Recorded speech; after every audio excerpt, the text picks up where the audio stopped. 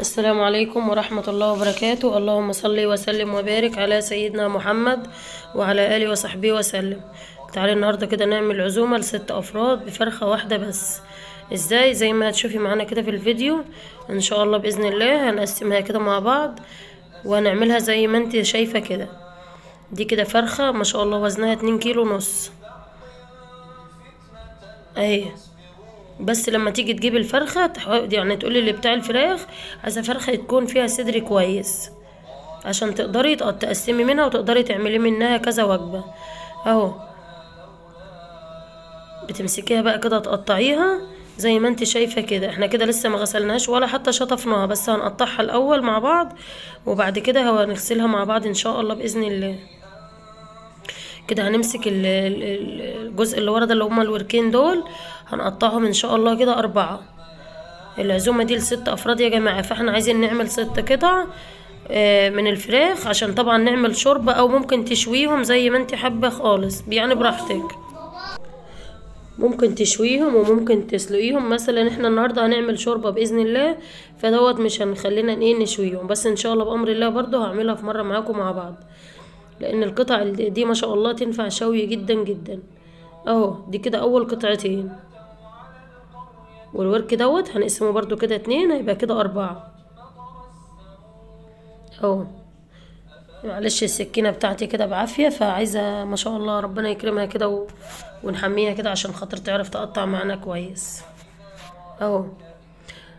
بنقطع كده يبقى 4، وهنيجي قاطعين ماسكين الجزء اللي هو الصدر دوت هنقطعه. بس الاول هنتخلص من الاطراف دي عشان دي بتبقى في مجمع الزفارة وبيبقى شكلها مش حلو بصراحة في الاكل، يعني بيبقى ملهاش شكلها كده مش لطيف بصراحة. فتخلصي منها كده كده كده، هي ما فيهاش لحمة اصلا، فيعني لو حطيتيها شلتيها فهي مش هتفرق كتير يعني. بس الافضل تشيليها علشان زي ما قلت لك مجمع الزفارة بيبقى في اماكن كده في الفراخ لازم نشيلها اهو. تمسكي كده الصدر من فوق تقطعيه كده 2 ايوه كده. معلش انا واخداكوا واحده واحده مطوله عليكم، بس برضه علشان خاطر في بنات طلبت مني ان عايزين نعمل فرخه نعمل منها كذا حاجه، فبصراحه لقيت الفيديو ده مناسب جدا جدا وفي ظروف الغلا اللي احنا فيها دي، فلازم يعني ان شاء الله باذن الله عامل لك 3 وجبات منها، كل وجبه ينفع غدا في يوم اهي. بس عشان هي عزومه فلازم نبقى مصنفين من الاكل ومن حاجه بسيطه جدا جدا اهي. دول هيتعملوا شوربة. تجي بقى الحتة دي ما ناخدهاش كلها، يعني بصي اللي هي الجناح بحتة كده من الصدر دوت يبقى مناب كويس جدا اهو. وفي نفس الوقت هنعمل من الصدر حاجة حلوة جدا. بصي ما شاء الله اللهم بارك قد ايه ما شاء الله. بصي اهو، يعني قطع ما شاء الله كويسة جدا، مش حاجة قليلة. ونفس الجزء التاني دوت برضو هنعمل منه كده اهو. شايفة ما شاء الله، يعني قطعة محترمة. وفي نفس الوقت برضو هتعملي كذا صنف من الفرخ ان شاء الله بإذن الله. بصي ما شاء الله اللهم بارك. القطعة قطعة يعني مش قطعة وخلاص اهي. القطعة اللي انا قطعتها دي تنفع شوي جدا، تبقى ممتازة فوق الممتازة القطعة دي في الشوي. بنقطع بقى الحاجات اللي هي العظمة هي دي برضه هنحطها للشوربه هتبقى حلوه جدا جدا. بصي ما شاء الله الصدر بتاعنا دوت حلو ازاي، كبير وما شاء الله جميل. بنتخلص طبعا من الحاجات اللي هي الرفيعه دي عشان ما تعملش زفاره في معانا في الاكل. هنخلي بقى ده في الوقت دوت. انت ممكن تعملي الصدر دوت تخليه كده بانيه، يعني الخلي دوت بتاع البانيه اهو. لو عندك فرخه وعايزه تخليها بانيه ومش عارفه هو دوت طريقه خلي الصدر دوت عشان يبقى بانيه اهو. بتعملي قطع اللحمة برضو كده بتشيليها عشان ما تهدريش منها، وبتاخديها واحدة واحدة كده، بتمشي ورا العظمية دي واحدة واحدة اهي بالسكينة. هي برضو هنحطها في الشوربة مش هنرميها، هتعمل معانا شوربة برضو كويسة مش هنرميها زي ما انت هتشوفي معانا دلوقتي واحدة بواحدة. معلش انا مطولة زي ما قلت لكم علشان خاطر تبقى معانا واحدة واحدة اهي. وبحرف السكينة كده من قدام اهي. بصي بتمشي ازاي ما طلعتيش لحمة، وفي نفس الوقت بتخليها بكل سهولة اهي. بتيجي بقى العضمية ديت بتيجي شدها كده وبتطلع معاكي بكل سهولة اهي، شايفة؟ بس واحدة واحدة بحيث ان انتي برضو السكينة ما تعوركيش، وتعمليها واحدة واحدة اهي. خليناها كده بكل سهولة. ايوه كده. دي بقى هتبقى للشوربة ان شاء الله. بنشيل بقى اي زوايد فيها كده عشان خاطر الزفارة وبنرميها اهي. يبقى واحد هنعمله ان شاء الله شيش طاووق مع بعض، وواحد هنعمله كفتة. ممكن تعملي واحد بانيه وواحد شاورما براحتك خالص، بس انا اديتك فكرة وانتي طبعا طبقي زي ما انتي عايزة. يعني ممكن الفرخة دي الجزء ده بدل ما تقطعيه شيش طاووق اعملي شاورما. ممكن بدل ما تعمليه كفتة لا اعمليه بانيه، على حسب ما اسرتك بتحب او على حسب اللي هتعمليه. اهو هنقطعه بقى كده مكعبات للشيش طاووق مع بعض. عملنا الشيش طاووق قبل كده مع بعضينا يا جماعة، بس ما كانش، كان في فيديو لوحده اهو. بصي، والقطعة ما شاء الله الكبيرة تحاولي تقسميها كده 2. يعني دي ما شاء الله اللي هي بتاعت الصدر من قدام دي فبتبقى كبيرة شوية، فلازم انتي تقطعيها. تبصي جميلة يعني مش صغيرة، بس بوريكي المكعبات بتاعتها اهي. والباقي طبعا هنفرمه ان شاء الله زي ما هتشوفي معانا.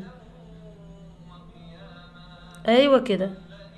تحاولي كده تنظمي القطع بحيث ان انت تطلعي معاكي كذا وجبة من الفرخة. ايوه كده. اذكروا كده الله وقولوا لا اله الا الله عشان البركة تبقى معاكي في الاكل بتاعك. دول بقى ان شاء الله هنعملهم كفتة مع بعض. عاوزة اقولك عملوا لنا 8 اعواد من اللي الشيش طاووق ما شاء الله اللهم بارك، حلوين وزي العسل. يعني انا ما شاء الله اللهم بارك، يعني ما شاء الله كان فيهم بركة بصراحة. طبعا هناخد بقى كل الفراخ اللي معانا دي هنغسلها ونحطها في محلول النقع، اللي هو عبارة عن ملح، طماطمايه، حبة سكر، حبة دقيق، مع عصرة ليمونة وشوية خل، واتغسلت وبقت معانا ما شاء الله. بصي بقت زي العسل اهي. هنعمل الشوربة بتاعتنا زي ما انتوا عارفين: ورق لورا، حبهان، عود قرنفل، حبة فلفل، يعني كام قطعة كده من الفلفل اللي احنا مقطعينه للشيش طاووق، وطماطمايه وبصلايه. وهنضيف الفرخة معانا في الحلة بالشكل ده، وهنضيف كمان حبة فلفل اسود اهو. وهنظبط الملح ونغطيها ونشوفها ان شاء الله بعد ما تستوي مع بعضينا اهو. كده ظبطنا الملح بتاعها وغطيناها وبقت ما شاء الله استوت. وبصي بقت عامله الشوربه بتاعتها عامله ازاي يا جماعه. اللي الشوربه دي بتبقى حلوه كده ازاي، او دي تغلي غلوتين وتهدي النار عليها خالص، بتبقى الشوربه معاكي ما شاء الله جميله وزي الفل. تعالي بقى نعمل الاكل بتاعنا. احنا عملنا مع بعض الفاصوليا البيضاء قبل كده، فما حبيتش اضيفها في الفيديو علشان خاطر ما اطولش عليكم.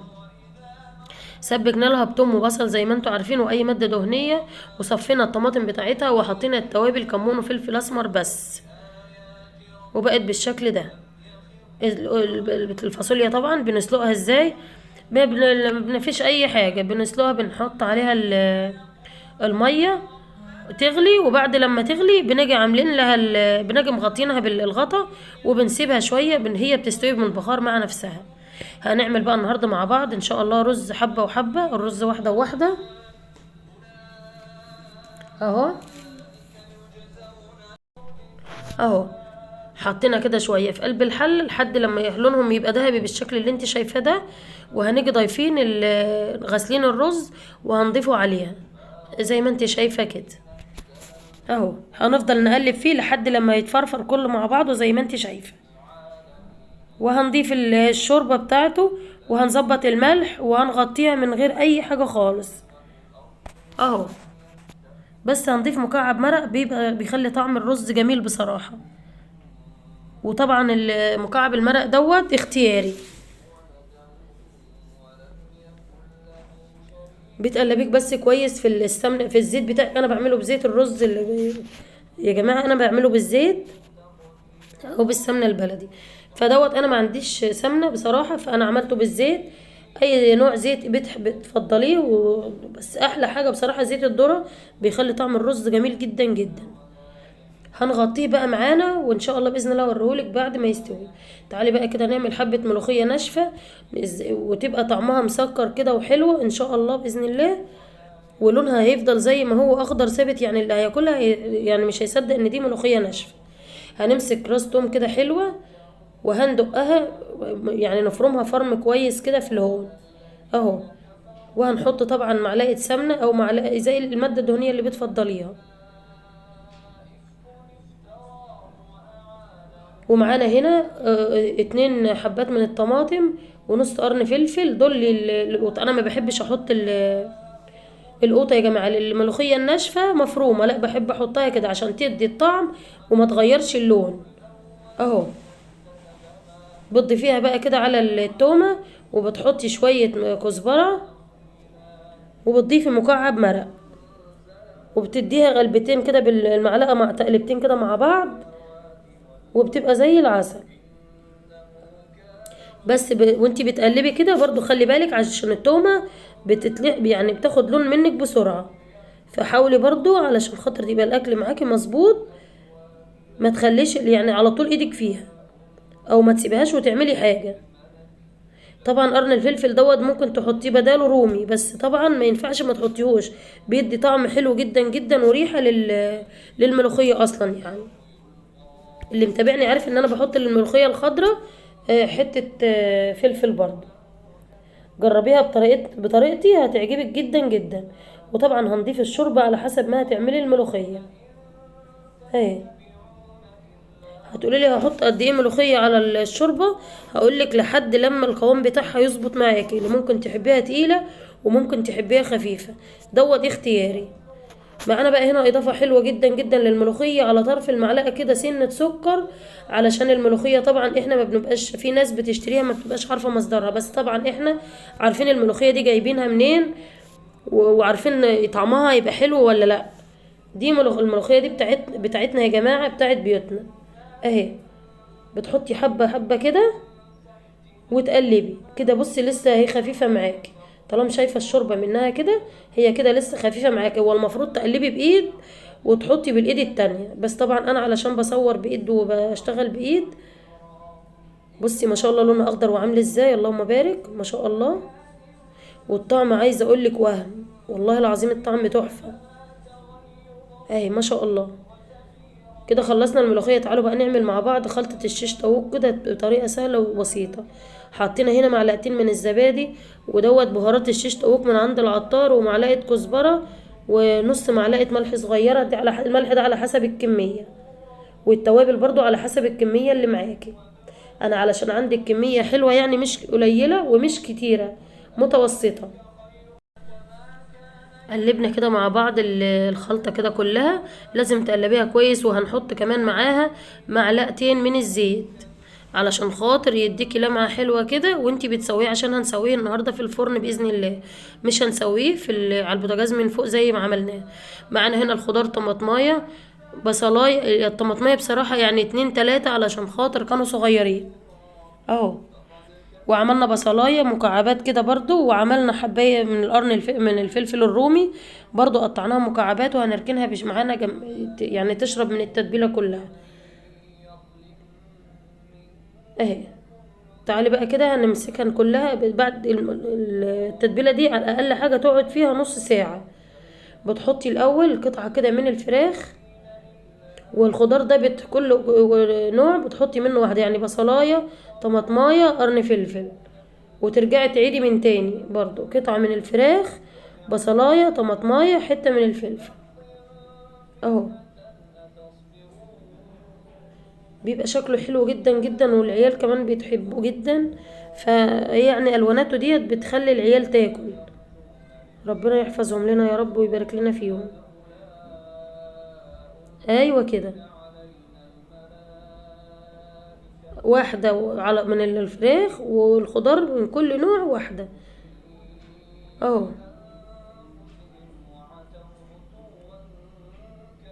ايوه كده، هنعمله بقى الكمية كلها زي ما انت شايفة كده، وهنحطها في الصينية دي، وهوريها لك ان شاء الله بعد لما نخلص الكمية كلها، وهتشوفي عملت معانا كام قطعة، كام عود من عود الشيش طاووق ده اهي.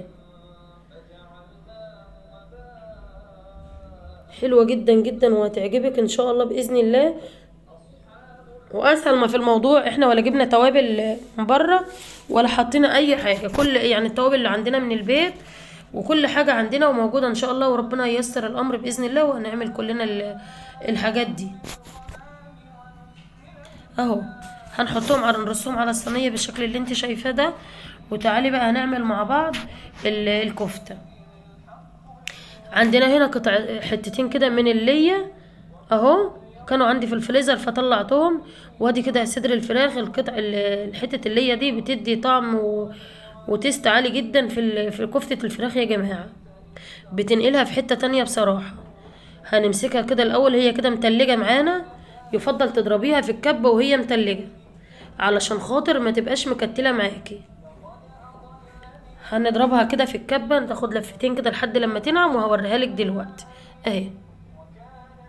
بس ما شاء الله لما بتبقى مجمده فما بتعركنش في جنب الكبه اهو. وهنضيف عليها دلوقتي الفراخ. بصي ما شاء الله اهي، هنحط عليها الفراخ زي ما انت شايفه كده برضو، وهنضربها كما هي كمان اهو. اللي في الجنب ده احنا هنشيله بالمعلقه دلوقتي مع بعض. بصي ما شاء الله اللهم بارك، ضربناها كويس جدا في الكبه اهو. تعالي بقى نشوف التوابل بتاعتنا. التوابل عباره عن معلقتين من لا اله الا الله من الفيجيتار الحار، وكمون وحبه قرفه، يعني كل دوت نص معلقه صغيره، كل ده نص معلقه.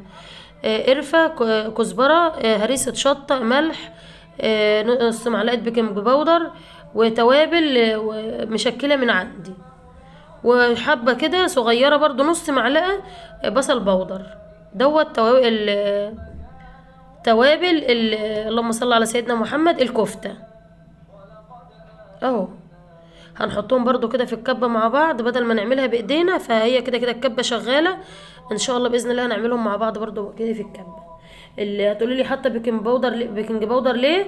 بيدي طراوه وبيدي هشاشه كده، وبيخلي الكفته معاكي هشه كده وطريه. انا مش عارفه هو النهارده في ايه، عماله كل شويه انسى. لا اله الا الله، لا حول ولا قوه الا بالله.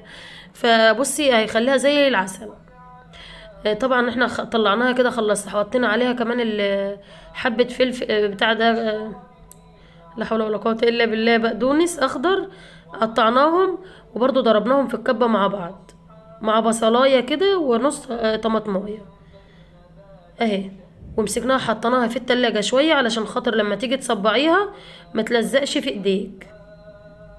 حبه زيت كده، وجبنا قلم خلصان من عندنا وعملنا عليها. ممكن تعملي على المعلقه، بس القلم بيدي فراغ كده من جوه، وبيخليها لما تيجي تستوي وتنفش معاكي بتبقى حلوه جدا جدا اهي. ما شاء الله طلع كميه كويسه جدا جدا. طبعا ضعفنا الكميه بالخضار اللي احنا حاطيناه وبالتوابل وبالفيجيتار، فما شاء الله الكميه بصي عامله ازاي اللهم بارك اهو. دهنا الصينيه كده زيت من تحت وحطيناها فيها، وادي الشيش طاووق اهو.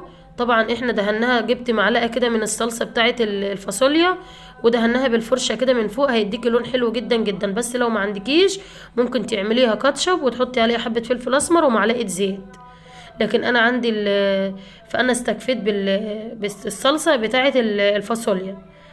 بصي دخلناها الفرن اهو، ما شاء الله طلعت عامله ازاي وطريه وجميله ما شاء الله. وحجمها البيكنج باودر خلاها نفشت معانا، وحجمها اتضاعف وبقت بالجمال اللي انت شايفاه ده. تعالي بقى اوريكي بعد ما نغرف شكل الاكل عامل ازاي ما شاء الله. بالنسبه للشيش طاووق يا جماعه، احنا حطينا شويه ميه في الصينيه، وحطينا الكفته والشيش طاووق الاتنين في الفرن من تحت اهي. بصي ما شاء الله الله اكبر. بصي الف هنا وشفا لكل اللي شاف الفيديو وكل اللي كل منه. ودي كانت وصفتنا، معلش طولت عليكم، بس لازم نعدي مع بعض أزمة الغلا دي يا جماعة بقدر الإمكان. ربنا يحسن ما بين ايدينا وبين ايديكم يا رب.